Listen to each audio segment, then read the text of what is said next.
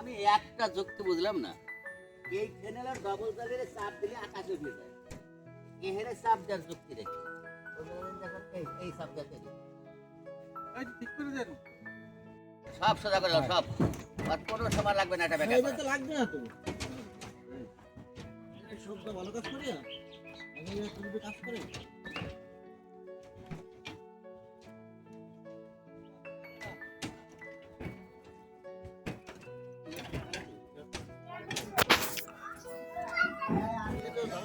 Electric মিস্ত্রি তার electric pipe ঢুকানোর জন্য রডগুলো বাঁকা করেছে।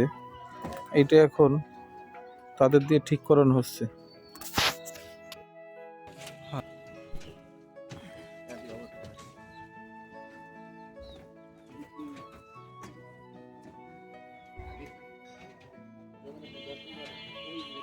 এই জায়গাটা একটু বলক দিয়ে দেন। এই যে উঁচু আছে, এগুলো পলিথিন উঁচু না।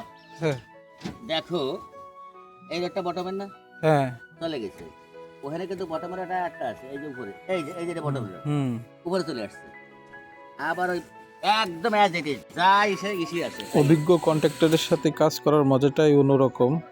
আমি যেভাবে ড্রয়িং করেছি উনি ঠিক সেইভাবে কাজগুলো করেছেন।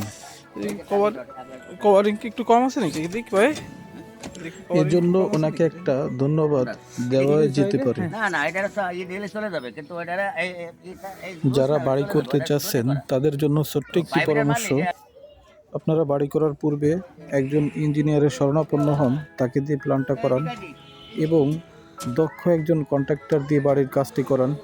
এতে আপনার নির্মাণ সামগ্রীর যেরকম ব্যয় কমবে, অপরদিকে বিল্ডিংটাও খুব সুন্দর হবে। সবাই ভালো থাকবেন। আসসালামু আলাইকুম রহমতুল্লাহি ওয়া বারাকাতুহু।